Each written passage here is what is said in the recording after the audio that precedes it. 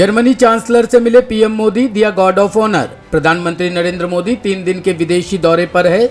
2 मई से 4 मई के बीच पीएम मोदी को जर्मनी, फ्रांस और डेनमार्क जाना है। तीनों देशों की यात्रा के पहले चरण में जर्मनी पहुंचे पीएम मोदी ने भारतीय मूल के लोगों से मुलाकात की और बातचीत कर उत्साह बढ़ाया। PM Modi German chancellor Olaf Scholz से मुलाकात करने के लिए चांसलरी पहुंचे हैं। प्रधानमंत्री नरेंद्र मोदी को जर्मन सेना की ओर से गार्ड ऑफ ऑनर दिया गया। पीएम मोदी और जर्मन चांसलर के बीच बैठक हुई। इस दौरान दोनों देशों के नेताओं ने द्विपक्षीय संबंधों को लेकर चर्चा की। दोनों देशों के नेताओं के बीच हुई इस बैठक में आपसी सहयोग बढ़ाने पर भी बातचीत हुई। इससे पहले प्रधानमंत्री नरेंद्र मोदी बर्लिन में भारतीय मूल के लोगों से मुलाकात की। पीएम मोदी को एक बच्ची ने अपनी बनाई पेंटिंग दिखाई, जिस पर पीएम मोदी ने ऑटोग्राफ भी दिए, तो वहीं एक बच्चे ने पीएम को भारत जीवन सुमन चढ़ाकर आराधना करेंगे कविता सुनाई।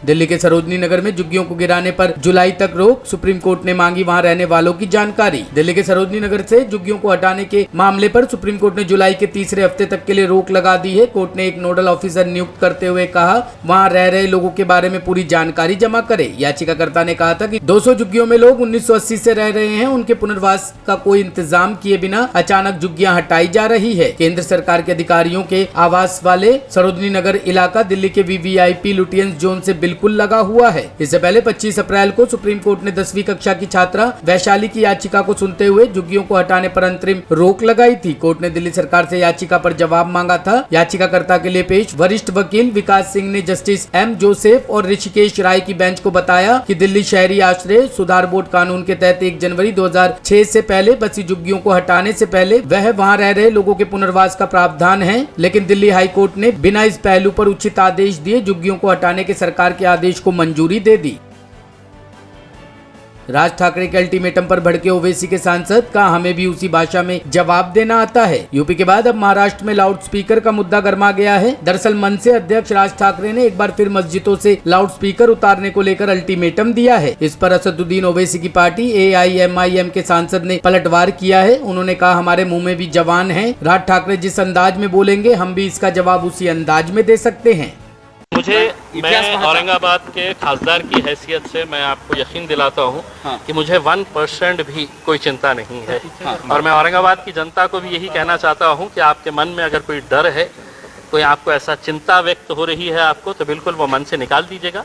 ठीक है, एक राजनीतिक पार्टी का एक लीडर है, वो आ रहा है अपना एजेंडा लेकर, अपना भाषण देने के लिए उसके अंदर, लेकिन उसको इतना संजीदगी से मत लीजिएगा कि कल के दिन हम आपस में आमने सामने हमारे बीच में कोई मनमुटाव हो जाए करके। तो कहीं पर भी कोई चिंता नहीं। हाँ, चिंता कुछ दुकानदारों को ज़रूर है, कुछ कारोबारी करने वालों को ज़रूर है कि जिनको ऐसा लगता है कि साहब 3 साल के बाद है तो मेरा धंधा अब पनप रहा है। और रमज़ान के आखिरी के जो दिन होते हैं, 3-4 दिन जो होते हैं, उसी वक्त के अंदर है तो पूरा कारोबार है तो बढ़ता है, लोग आखिरी वक्त में ही खरीदने के लिए जाते हैं, तो उन्हें वो चिंता सता रही है। लेकिन उनको भी हम आश्वासन देना चाहते हैं कि ऐसा कोई आपको घबराने की जरूरत नहीं है। औरंगाबाद की संस्कृति, औरंगाबाद की तहजीब को हम आगे। दिल्ली के डिप्टी सीएम मनीष सिसोदिया बोले बीजेपी ने पार की भ्रष्टाचार की सारी हदें, नगर निगम अपने अफसरों से करवा रही उगाई। दिल्ली नगर निगम के और एक NGO ड्रॉप इन ओशियन को एक साथ मिलकर काम करने को लेकर इस समय काफी चर्चा है। इस NGO को लेकर दिल्ली के उप मुख्यमंत्री मनीष सिसोदिया ने बीजेपी पर जमकर निशाना साधा है। डिप्टी सीएम मनीष सिसोदिया ने कहा कि नगर निगम ने जिस NGO को स्कूलों के डिजिटलीकरण का टेंडर दिया है, वह NGO drop in ocean Delhi BJP अध्यक्ष आदेश गुप्ता के करीबी कार्यकर्ताओं की एक टीम है। डिजिटल क्लासरूम बनाने के नाम पर धोखाधड़ी। पहले भारतीय जनता पार्टी अपने बड़े बड़े नेताओं के करीबी कार्यकर्ताओं के नाम पर एक NGO बनाती है। उस NGO का नाम है ड्रॉप इन ओशियन। इस ड्रॉप इन ओशियन के कार्यकर्ता इस ड्रॉप इन ओशियन में जितने भी कार्यकर्ता हैं वो सब बीजेपी के कार्यकर्ता हैं। सब के सब मिलके एक NGO बनाते हैं और फिर नगर निगम के सरकारी स्कूल जो नगर निगम के अधीन आते हैं, 1ली से 5वीं तक के बच्चों को पढ़ाने का काम जो नगर निगम के था, उनको डिजिटलाइजेशन करने का एक प्रोजेक्ट बनाते हैं।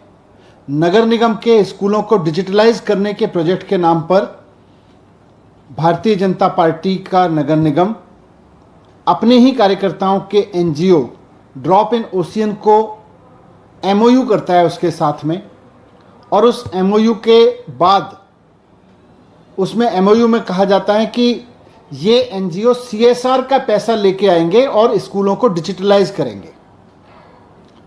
अब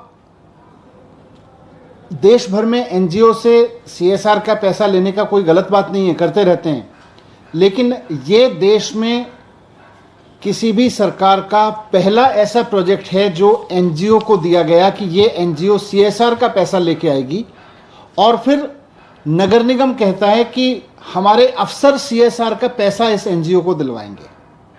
नगर निगम बाकायदा अपने सीनियर अधिकारियों की, डिप्टी कमिश्नर लेवल के अधिकारियों की एक कमेटी बनाता है जिसमें deputy commissioner, assistant commissioner, deputy director education, इस तरह के अधिकारियों की एक कमेटी बनाई जाती है कि आप सीएसआर का पैसा लेके आओ और इस एनजीओ को दिलवाओ। ये देश में पहली बार हुआ है। पहली बार इस तरह का नायाब तरीका निकाला है भ्रष्टाचार करने का कि पहले एक एनजीओ से सीएसआर के लिए करार कर लो और फिर उस एनजीओ को पैसा दिलवाने का काम हमारे सरकारी अफसर करेंगे, डिप्टी कमिश्नर साहब करेंगे, असिस्टेंट कमिश्नर साहब करेंगे, डिप्टी डायरेक्टर एजुकेशन करेंगे एनजीओ को सीएसआर दिलवाने का काम। और वो एनजीओ भी कौन है? एनजीओ का नाम है ड्रॉप इन ओशियन।